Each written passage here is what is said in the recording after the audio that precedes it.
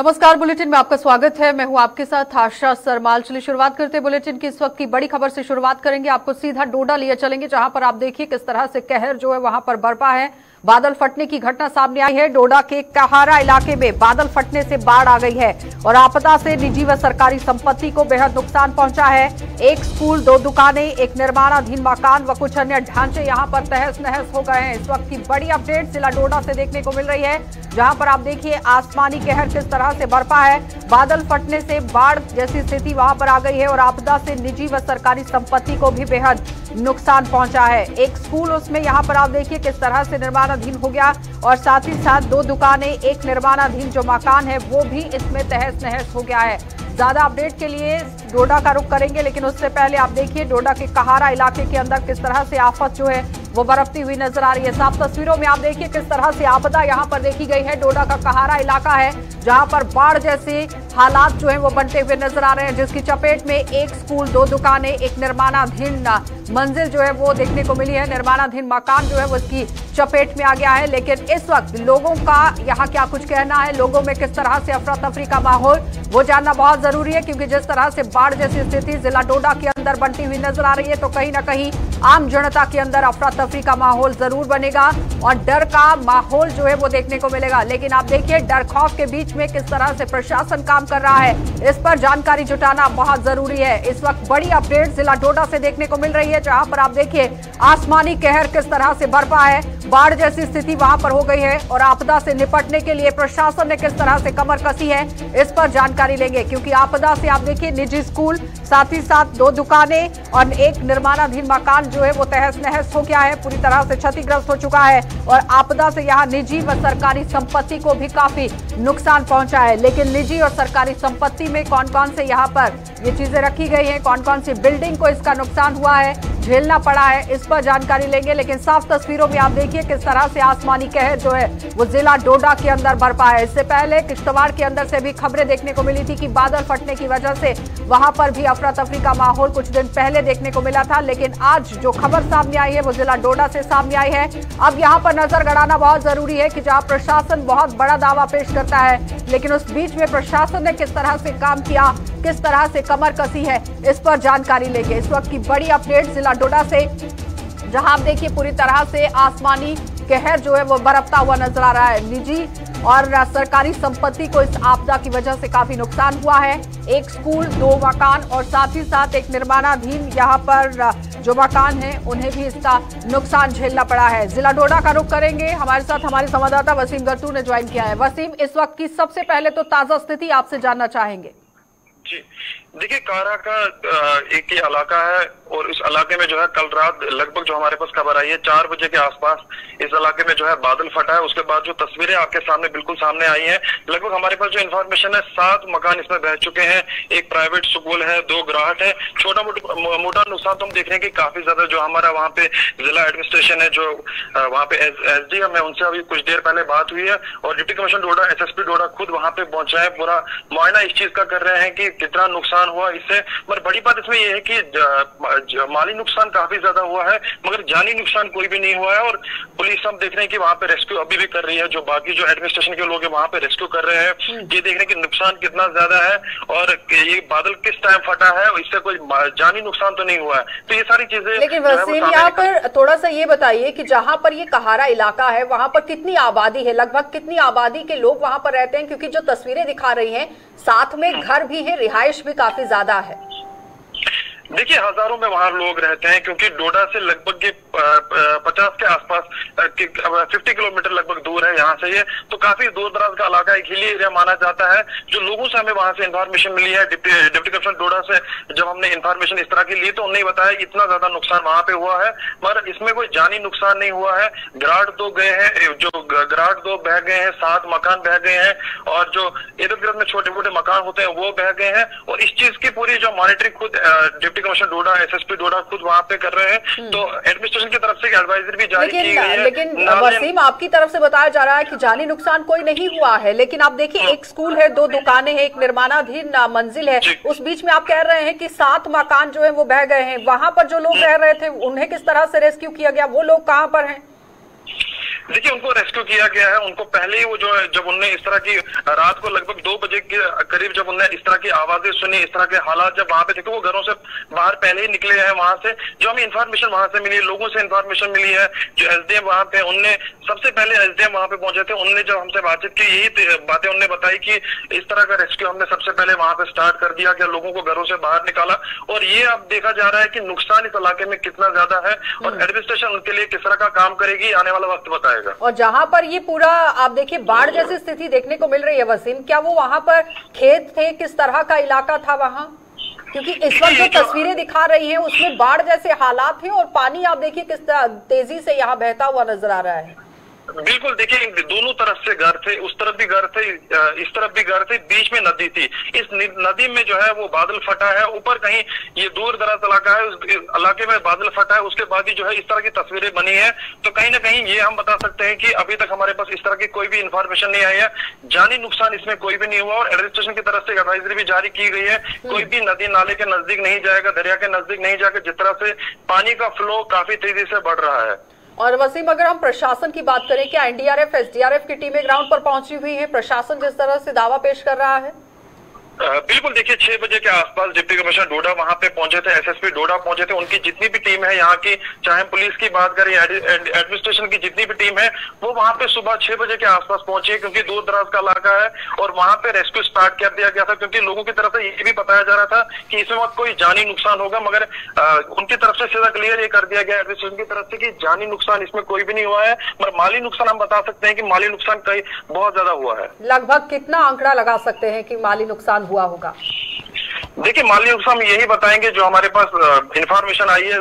7 से 8 स्कूल मकान उसमें चले गए हैं, एक प्राइवेट स्कूल चले गया है, 2 जो वहां पे घाट होते हैं वो चले गए, और छोटे मोटे जो घर वगैरह होते हैं वो चले गए हैं। तो कहीं ना कहीं ग्राउंड से जब हम ग्राउंड पे पहुंचेंगे तो ये हम वहीं पे बता सकते हैं कि कितना नुकसान इस इलाके के अंदर हुआ है। चलिए वसीम, बहुत बहुत धन्यवाद जुड़ने के लिए। तो फिलहाल आपने देखा कि वसीम गट्टू हमारे साथ जुड़े हुए थे, जो पूरी जानकारी दे रहे हैं कि किस तरह का ये इलाका है, नदी का ये इलाका है और नदी का तेज बहाव होने की वजह से काफी अफरा तफरी का माहौल वहां पर बनता हुआ नजर आ रहा है। लेकिन प्रशासन ने पूरी तरह से कमर कसी हुई है, एसडीआरएफ एनडीआरएफ की टीमें मौके पर पहुंची हुई है और पूरी तरह से आप देखिए पुलिस प्रशासन भी अपना काम करता हुआ नजर आ रहा है। लेकिन लगातार आप देखिए जिस तरह से आफत यहाँ पर बरपी है, इससे लड़ा तो नहीं जा सकता लेकिन बचा जा सकता है, जिसके लिए प्रशासन ने कमर कस ली है। आगे बढ़ जाएंगे, अब आपको लिए चलेंगे गुलमर्ग, और गुलमर्ग से भी बड़ी खबर देखने को मिल रही है, जहां पर आप देखिए गुलमर्ग के अंदर यहाँ बांग्लादेश के दंपति पहुंचे हुए थे और दंपति को आज नया जीवन यहाँ पर मिला है। और साथ ही साथ अफरत पहाड़ों पर ये बांग्लादेश का दंपति फंस गया था, जिसे रेस्क्यू किया गया है। केबल कार कॉर्पोरेशन की टीम ने इसे सुरक्षित यहाँ से बाहर निकाला है। इस वक्त की बड़ी अपडेट यहाँ गुलमर्ग से देखने को मिल रही है, जहां आप देखिए गुलमर्ग में बांग्लादेश का दंपति जो है वो पहुंचा था, लेकिन उसे नया जीवन मिला है। अफरत पहाड़ों पर ये बांग्लादेश का दंपति फंस गया था, जैसे केबल कार कॉर्पोरेशन की टीम ने सुरक्षित बाहर निकाल दिया है। यानी टूरिज्म के लिहाज से अगर बात करें तो पूरी तरह से टूरिज्म विभाग काम करता हुआ नजर आ रहा है। लेकिन इस बीच में जो लोग बाहर से यहाँ पर पहुंच रहे हैं, उनकी सुरक्षा का भी जिम्मा पूरी तरह से अपने कंधों पर प्रशासन लेता हुआ नजर आ रहा है। केबल कार कॉर्पोरेशन की तरफ से आज इसे सुरक्षित यहाँ पर बचाया गया है। अफरत के पहाड़ों पर ये दंपति फंस गया था, बांग्लादेश से यहाँ पर पहुंचा है, लेकिन उसे यहाँ नया जीवन दान जरूर मिला है। लेकिन किस तरह से बचाया गया, आखिर किस तरह से आफत वहां पर आई है, इस पर जानकारी लेंगे। लेकिन इस वक्त आप देखिए केबल कार कॉर्पोरेशन की टीम ने इसे सुरक्षित बाहर निकाला है और जाहिर तौर पर जो पर्यटक यहाँ पहुंच रहे हैं उनकी सुरक्षा का जिम्मा जम्मू कश्मीर के प्रशासन के कंधों पर है। लेकिन किस तरह से इन पूरे कामों को यहाँ पर किया गया, इस पर मंथन करना बहुत जरूरी है। गुलमर्ग की साफ तस्वीरें, आप खूबसूरत तस्वीरें जो है वो आप अपनी टीवी स्क्रीन पर देख रहे हैं। किस तरह से खूबसूरती का नजारा तो देखते ही बन रहा है, लेकिन इस बीच में जब किसी पर आफत आ रही है तो वहां पर भी कैसे प्रशासन के आला अधिकारी और साथ ही साथ केबल कॉर्पोरेशन के जो लोग हैं वो अपना जिम्मा यहाँ निभाते हुए नजर आ रहे हैं, अपना दायित्व निभाते हुए नजर आ रहे हैं। इसी पर ज्यादा जानकारी के लिए इशफाक डार हमारे साथ जुड़ चुके हैं। इशफाक, सबसे पहले तो आपसे जानना चाहेंगे कि जो ये बांग्लादेश से दंपति यहाँ पर पहुंचा हुआ था, किस तरह से उसे बचाया गया, कहां तक ये पहुंच गया था? बिल्कुल अजय जी, जिस तरह सैयद इमकाम गुलमर्ग की बात करें, सैयद इमकाम गुलमर्ग के अप्रोच तंदूरी जो कि सतह समुद्र से 13,000 फुट के ऊपरी जो है वाक़ा है। यहाँ पर कल जो अगर की बात करें तो शाम जो है यहाँ पर बांग्लादेश का एक जो जोड़ा था, जो उनने यहाँ पर सैयद इमकाम गुलमर्ग का मन बनाया था। यहाँ पर उन्हें गंडोला की फेस टू फेस की टिकट जो है वो कराई थी, और यहाँ से अगर जो वो पंगडोरी के ऊपर जाना चाहते हैं, लेकिन उनको जो है पहले फेज की टिकट जो है कन्फर्म हुई थी, और उन्होंने जो यहाँ से ट्रैकिंग का मन बनाया था, और यहाँ से ट्रैकिंग के जरिए वो पंगडोरी जो पहाड़ी जो है वहां जो बर्फ मौजूद रहता है उस वाले से वहां पर जो है घूमने के लिए गए थे। लेकिन हम इसे बदकिस्मती समझेगी कि उन्हें बर्फ के देखते देखते उनका जो है पूरा यहाँ पर जो है शाम का वक्त हो गया, और वहां पर जो रास्ता भूल चुके, और जैसे ही 9:30 के करीब जो है यहाँ पर केबल कार कॉर्पोरेशन के कंट्रोल रूम को ये इत्तला मिली कि बांग्लादेश के ताल्लुक रखने वाला एक जोड़ा जो है वो सैयद इमकाम गुलमर्ग की पहाड़ियों में जो है अभी भी इस वक्त मुर्द है, और उस वक्त केबल कार जो गुलमर्ग है वो पूरी तरह से जो है क्या लगता है इस तरह से कितने हौसले बुलंद होते हैं श्रद्धालुओं के, पर्यटकों के जो बाहर से यहाँ पर पहुंचते हैं, क्योंकि जो प्रशासन पूरी तरह से कमर कसा हुआ है। अगर किसी पर आफत आती है तो जम्मू कश्मीर प्रशासन पूरी तरह से मुस्तैद है, और केबल कार कॉर्पोरेशन के जो मुलाजिम हैं उनकी तरफ से जो आज काम किया गया वो काबिले तारीफ था। हाँ बिल्कुल, गुलमर्ग की बात करें और यहाँ के वातावरण की बात करें, जो बाहर से वादी कश्मीर की तरफ जो रुख जो पर्यटक कर रहे हैं, चाहे अमरनाथ यात्रा की करें या सैयद इमकाम सोनमर्ग या गुलमर्ग की बात करें, यहाँ पर जम्मू कश्मीर के लोगों ने हमेशा से ये मिसालें कायम कर दी है, क्योंकि यहाँ पर यात्रा के दौरान भी जो भी लोग फंसते हैं उन्हें अपने पालकी या दूसरे जो है कंधे पे उठा के उनका सहारा देते हैं। लेकिन जिस तरह से कल केबल कार कॉर्पोरेशन को जो है रात देर गई है, इत्तला मिली कि यहाँ पर जो बांग्लादेश का एक जोड़ा है वो फंसा हुआ है, और रात देर के उन्हें गंडोला को ऑपरेशनल बनाया और कहीं ना कहीं उन्हें रेस्क्यू करके जम्मू कश्मीर पुलिस के हवाले किया, और जम्मू कश्मीर पुलिस ने भी सराहना वाली काम की। उन्हें रात भर खातिरदारी की और पूरा मैनेजमेंट जो उनका है वो संभाला, और आज सवेरे जो है अपने मुकाम की ओर रवाना किया गया। चलिए इशफाक, बहुत बहुत धन्यवाद जुड़ने के लिए। लेकिन आप देखिए एक अलग ही मिसाल जो है वो गुलमर्ग के अंदर यहाँ कायम होती हुई नजर आ रही है, जहां पर खूबसूरत वादियों के अंदर भी किस तरह से काम होना चाहिए वो प्रशासन पूरी तरह से करता हुआ नजर आ रहा है। लेकिन सवाल यहाँ पर यह है कि जो बाहर से पर्यटक यहाँ पर पहुंच रहे हैं वो किस तरह से अपना काम कर रहे हैं, ये बड़ा सवाल है। आगे बढ़ जाएंगे, एक और बड़ी खबर से आपको रूबरू करवा देते हैं, क्योंकि आप देखिए लगातार हर जिले के अंदर से खबरें जो है वो देखने को मिल रही हैं। जम्मू पठानकोट हाईवे पर पशु तस्करी की कोशिश को एक बार फिर से जम्मू कश्मीर पुलिस ने नाकाम कर दिया है। घगवाल नाके पर पुलिस ने 10 मवेशियों को पकड़ लिया है। इस वक्त की बड़ी अपडेट जिला सांबा से देखने को मिल रही है, जहां पर तस्कर मौके से फरार हो गए हैं और 2 गाड़ियों को जब्त कर लिया गया है। इस वक्त आप देखिए जम्मू कश्मीर पुलिस पूरी तरह से मुस्तैद, क्योंकि जम्मू पठानकोट हाईवे पर पशु तस्करी का एक बार फिर से मामला जो है वो सामने आया है, जहां पर पुलिस पूरी तरह से कामकाज करती हुई नजर आई है। पशु तस्करों पर नकेल कसने की कोशिश और तस्कर मौके से फरार हो गए हैं। 2 गाड़ियां यहां पर जब्त कर ली गई हैं। घगवाल नाके पर यहां पुलिस ने इस बड़ी कार्रवाई को अंजाम दिया है। इससे पहले सांबा पुलिस पर लगातार सवालिया निशान जो है वो उठ रहा था कि आखिर स्नैचिंग की घटनाएं, चोरी की घटनाएं और साथ ही साथ पशु तस्करी की घटनाएं यहां पर देखने को मिल रही थी, जिस बीच में पुलिस कोई भी काम करती हुई नजर नहीं आई। लेकिन आज लगातार पुलिस जो है वो हरकत में आई है, और उसके बाद किस तरह से यहां पर काम होना चाहिए वो सबके सामने। लगातार आप देखिए जम्मू पठानकोट हाईवे पर पशु तस्करी की कोशिश को किस तरह से नाकाम कर दिया गया।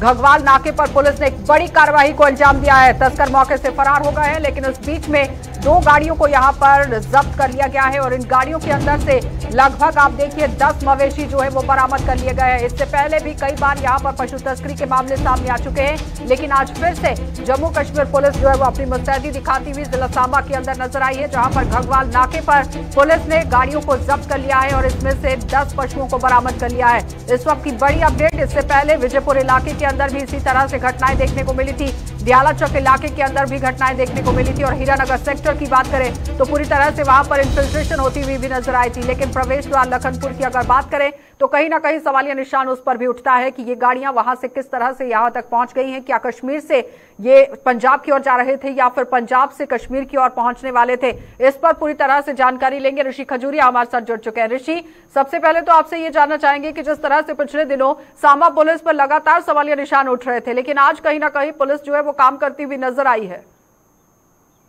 देखिए बिल्कुल आशा, आपको बताते चले कि बोवाइन स्मगलिंग के जो लगातार पिछले दिनों से प्रयास हमें देखने को मिल रहे थे, उन प्रयासों को विफल भी किया जा रहा है। कोशिश पुलिस की तरफ से की जा रही है कि क्राइम की घटना को खत्म किया जाए। और ये जो बोवाइन स्मगलिंग का मामला सामने आया, ये 2 अलग अलग पशु तस्करी के प्रयास विफल किए गए हैं घगवाल इलाके में। और पुलिस को जो अपने सूत्रों के हवाले से जानकारी मिली थी, उसी जानकारी के आधार पर पुलिस ने काम किया, और नाका पॉइंट जो टप्याल इलाका में है वहां पर नाकाबंदी के दौरान 2 गाड़ियों को पुलिस ने रोका, जिनको लेकर पुलिस को इन्फॉर्मेशन थी। हालांकि ये गाड़ियां वहां रुकी नहीं, ये आगे बढ़ गई और पुलिस ने गाड़ी को चेज किया।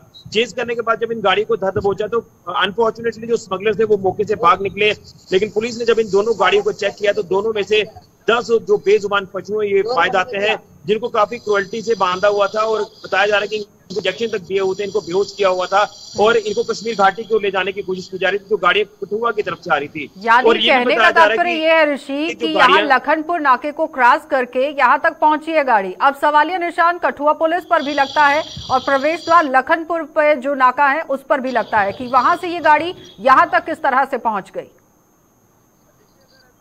देखिए, अगर कठुआ पुलिस की आप बात कर रहे हैं तो वो भी पिछले दिनों से लगातार धरपकड़ कर रहे हैं तमाम इस तरह के स्मगलर्स की। लेकिन सवाल जो लखनपुर प्रवेश द्वार है वहां की सुरक्षा को लेकर है। वहां स्कैनर्स को लेकर लगातार कहा गया था कि हम लगाएंगे, नहीं लगाए गए। वहां गाड़ियों की गहनता से जांच नहीं की जा रही। यही वजह है कि गाड़ियां जो स्मगलिंग वाली है वो भी आगे बढ़ जाती हैं। ये सिर्फ वाइन स्मगलिंग का मामला नहीं है, इससे हथियारों की तस्करी भी हो सकती है, नशे की तस्करी भी हो सकती है।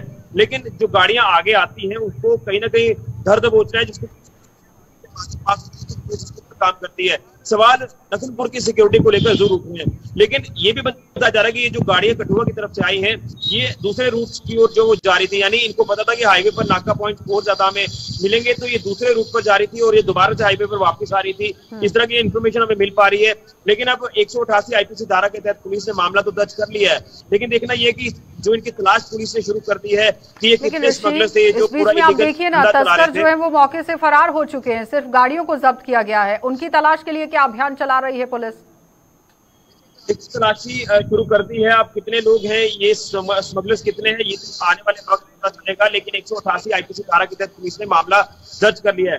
गाड़ी की हालत देखिए, इस तरह की गाड़ियों की जो क्षतिहीन गाड़ियां हैं ये इसलिए हैं क्योंकि पुलिस अगर जो टेक्निक का इस्तेमाल कर रही है, अगर पुलिस इस टेक्निक का इस्तेमाल ना करे तो ये जो गाड़ियां हैं ये पुलिस के हत्थे नहीं चढ़ेंगी। पुलिस के जवान हरियाणा में देखा कि जो माइनिंग माफिया लगातार काम कर रहा है, तो माइनिंग माफिया ने कल एक पुलिस अधिकारी की जान ले ली, जो डंपर उनके ऊपर चढ़ा दिया गया। तो ये इस तरह के लोग हैं, इस तरह की क्रिमिनल एक्टिविटी को कहीं भी अंजाम दे सकते हैं, पुलिस के जवानों के ऊपर हमला कर सकते हैं। तो इसमें समुदाय विशेष के कुछ लोग जो है उनका साफ तौर पर हाथ है, जो हमें इंफॉर्मेशन मिल पा रही है। ये भी बताया जाता है कि कुछ लोग जो पैदल ये इन बेजुबानों को लाते हैं, फिर एक डेरे पर पहुंचाते हैं, वहां से गाड़ियां लोड की जाती है, उन्हें कश्मीर घाटी पहुंचाया जाता है। आशा ये बहुत बड़ा नैतिक काम कर रहा है, इसके ऊपर काम करने की पुलिस को काफी ज्यादा जरूरत है। लेकिन ऋषि, जब भी पुलिस से इस बारे में कोई बातचीत होती है तो पुलिस जो है वो लगातार पल्ला झाड़ती हुई नजर आती है। वो कहती है टीमों का गठन किया गया है, नशे के खिलाफ अभियान छेड़ दिया गया है, पशु तस्करी के मामलों पर भी नकेल कसने की कोशिश हो रही है। लेकिन आप देखिए, हर तीसरे दिन जिला सांबा के अंदर से पशु तस्करी के मामले सामने आ जाते हैं। इससे पहले हीरानगर सेक्टर में भी सुरंग के मामले, उससे पहले जिला कठुआ के अंदर कई तरह के पशु तस्करी के मामले सामने आए थे, जिसमें छोटी गाड़ियों को भी इस्तेमाल में लाया गया था। देखिए, बिल्कुल ये बहुत बड़ा नेक्सस है। ये जो सप्लायर है, ये स्मगलर है, एक कड़ी है। दूसरी कड़ी इनकी है जो इनके ऊपर लोग इनके साथ काम कर रहे हैं। और बताया जाता है कि अगर एक बेजुबान पशु की बात करें तो उनमें से इतने लाखों का ये मुनाफा कमाते हैं, इसलिए दरअसल ये काम किया जा रहा है और पुलिस की आंखों में धूल झोंकी जा रही है। पुलिस जब इनके तक पहुंचने की कोशिश करती है तो इनके ऊपर हमला भी होता है। आपने पिछले दिनों में बड़ी ब्राह्मणा में भी देखा कि पुलिस पार्टी समुदाय विशेष के लोगों को वार्न कर आती है। वहां पर इलीगल एक्टिविटीज की जा रही थी, जिससे मोबाइल स्मगलिंग हो, नशे की स्मगलिंग हो, और वो सरकारी जमीन पर जो इलीगल डेरा डाले हुए थे उनको हिदायत दी गई थी कि आप लोग इतनी जल्दी इसको एरिया को खाली कर दीजिए। तो कहीं ना कहीं इस तरह के लोग जो वो मिले हुए हैं, पुलिस को बड़े स्तर पर काम करना होगा। हालांकि पुलिस से कामयाबी जरूर हासिल कर रही है। मुझे लगता है कि जब तक विशेष प्रावधान नहीं बनाए जाएंगे तब तक आगे काम करना मुश्किल होगा। दो चीजें जाते जाते आपको बताऊंगा। इसलिए विशेष प्रावधान लाने की जरूरत यह है कि जो गाड़ियां पकड़ी जाती है वो गाड़ियां रिलीज नहीं होनी चाहिए। जिस स्मगलर्स की गिरफ्तारी होती है उनकी बेल नहीं होनी चाहिए, क्योंकि बताया जाता है कि मात्र कुछ जो जुर्माना इनके ऊपर लगाया जाता है उसके बाद इनकी बेल होती है, गाड़ियां भी रिलीज होती है। तो यहाँ यूपी में जो काम किया जा रहा है, जो मतलब ये है कि सख्ती बरतने की जरूरत है, पुलिस को बेल ना करे, कानूनी प्रावधान लाने की जरूरत है। चलिए, बहुत बहुत धन्यवाद ऋषि जुड़ने के लिए। तो कानून में प्रावधान लाने की जरूरत है, इस तरह से ऋषि की बात आप देखिए किस तरह से सामने आई है। लेकिन सवालिया निशान यहाँ पर यह है कि पुलिस आखिर क्या कुछ काम कर रही है। एक आज बड़ी सफलता तो हाथ लगी है, लेकिन लेकिन इस बीच में इससे पहले भी कई बार मामले सामने आ चुके हैं और शरारती तत्व जो है उन पर नकेल कसने की जरूरत है कि आखिर जम्मू कश्मीर के अंदर शरारती तत्व किस तरह से काम कर रहे हैं। आगे बढ़ जाएंगे, अब आपको जम्मू लिए चलेंगे और जम्मू से आपको दिखा देते हैं कि लैंड डोनर्स किस तरह से धरना प्रदर्शन करते हुए नजर आ रहे हैं। लगातार ग्राउंड पर आप देखिए लैंड डोनर्स जो है वो अपना हक मांगते हुए नजर आ रहे हैं। हक दिलवाने के लिए पंचायत कॉन्फ्रेंस का आंदोलन अब यहाँ तेज हो गया है। ग्रामीण विकास विभाग के खिलाफ यहाँ जोरदार प्रदर्शन कर दिया गया। लैंडलॉर्ड्स को यहाँ परमानेंट डेली वेजेस नियुक्त करने की मांग ने अब यहाँ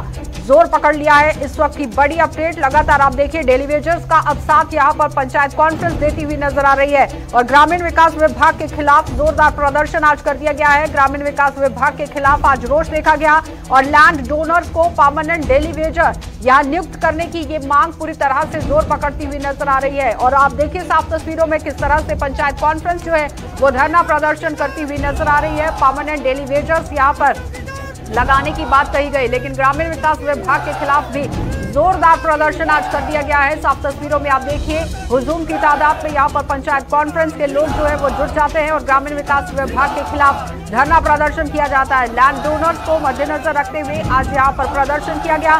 काफी गुस्सा लोगों के अंदर देखा जा रहा है क्योंकि डेली वेजर्स काफी दिनों से यहाँ पर अपनी मांग को लेकर धरना प्रदर्शन कर रहे हैं और इस बीच में जो लोग लैंड डोनर्स हैं उन्हें परमानेंट करने की बात आज सामने रखी गई है। एक बड़ी मांग आज उठाई गई है जहां पंचायत कॉन्फ्रेंस पूरी तरह से अपना समर्थन देती हुई और साथ ही साथ ग्रामीण विकास विभाग के खिलाफ आज जोरदार प्रदर्शन भी किया गया है। साफ तस्वीरों में आप देखिए किस तरह से आज यहां पर लैंड डोनर्स के समर्थन में पंचायत कॉन्फ्रेंस पहुंची है और पंचायत कॉन्फ्रेंस ने आज अपना समर्थन देकर पूरी तरह से रोष जो है वो जता दिया है और ये भी कह दिया है कि जो लैंड डोनर्स हैं उन्हें परमानेंट किया जाए क्योंकि डेली वेजर्स काफी दिनों से धरना प्रदर्शन कर रहे हैं और कोई भी मांग उनकी नहीं मानी जा रही है, जिसकी वजह से काफी परेशानी का सबब उनके साथ यहाँ बनता हुआ नजर आ रहा है। ऋतिका हमारी संवाददाता हमारे साथ जुड़ चुके हैं।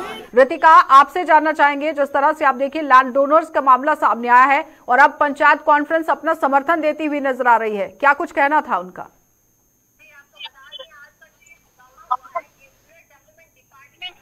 खिलाफ हुआ है। इनका कहना है कि डेली वेजर कई सालों से अपनी सर्विसेज देते आ रहे हैं। कुछ तो ऐसे हैं जिन्हें 20-20 साल हो चुके हैं जिन्होंने अपनी जमीनें सरकार को आगे किसी न किसी काम के लिए दी हुई है, पर उसके बावजूद उन्हें परमानेंट एम्प्लॉय की तरह ट्रीट नहीं किया जा रहा। उनकी कोई बायोमेट्रिक अटेंडेंस नहीं होती, उनकी सैलरी को लेके कोई खबर नहीं है, ना ही उनके बारे में कोई आके बातचीत करने को तैयार होता है। तमाम वादे जो सरकार की तरफ से किए गए थे इन एम्प्लॉयज को वो खोखले पड़ते हुए दिखते हैं। उसी को लेके प्रदर्शन किया। ऋतिका, अगर पिछले दिनों की बात करें तो आप देखिए डेली वेजर्स जो हैं वो किस तरह से आरोप लगाते हुए नजर आए थे और पीएचई की अगर हम बात करें जल शक्ति विभाग के जो डेली वेजर्स थे वो भी यहाँ काम छोड़ो हड़ताल पर चले गए और उसके बाद उन्होंने पानी की सप्लाई बंद करने की भी चेतावनी दे दी, लेकिन उसके बावजूद भी प्रशासन हरकत में नहीं आया है, जिसके बाद आप देखिए पंचायत कॉन्फ्रेंस जो है वो अब मैदान में कूदती हुई नजर आई।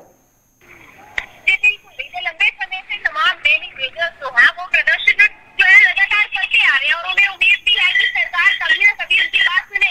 तो ऐसे में पहले पीएचई विभाग के जितने भी तमाम कर्मचारी डेली वेजर सड़कों पर और पंचायत से जुड़े हुए तमाम हो गए जिन्हें चौकीदार रखा गया है, उन्होंने अपनी जमीनें भी सरकार को दी हुई है, पर उसके बावजूद परमानेंट करने की बात अभी तक नहीं की जा रही। क्या लगता है कि ग्रामीण विकास विभाग जो है वो अब हरकत में आएगा? कोई आश्वासन उनकी तरफ से मिल सकता है? कहना है कि अभी तक इनकी सूद देने के लिए कोई भी नहीं आया है, पर जब तक इनके मसले को नहीं सुलझाया जाएगा ये लोग इसी प्रकार के प्रोटेस्ट जो है वो सड़कों पे करते रहेंगे।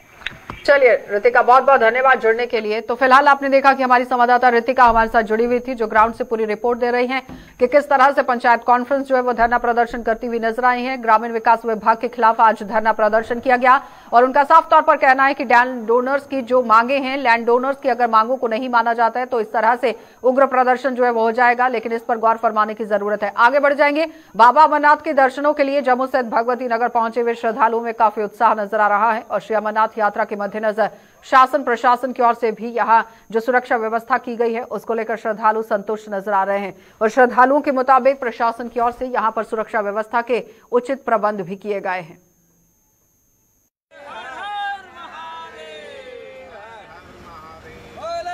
मेरा नाम है, महाराष्ट्र नंदुरबार से है। यहाँ पे जो BSF वालों की तो यहाँ पे शाइन बोर्ड का जो व्यवस्था है वो बहुत अच्छे से है। लोगों को कोई प्रॉब्लम खाना और रहना और जो लगी जहाँ पे आपको व्यवस्था बहुत अच्छी है सर जी। यहाँ पे कोई किसी को भी तकलीफ नहीं है, कहाँ से भी आए तो सबको मतलब ये किया जाता है। यहाँ पे गाइडलाइंस दिया जाता है अच्छी तरह से। ऑनलाइन की सिस्टम भी अच्छी है और उनको रहने के लिए भी जगह है और यहाँ पे खाने की भी अच्छी तरह से व्यवस्था किया हुआ है। जय भोले बाबा। हम सब गुजरात पोरबंदर से आए हैं, तो यहाँ बाबा बर्फानी का दर्शन करने आए हैं। यहाँ माहौल देख तो बहुत अच्छा लग रहा है, भक्तिमय माहौल है। सब बाबा बर्फानी का जय नारा लगा रहे हैं और सब अच्छा चल रहा है अभी तक तो।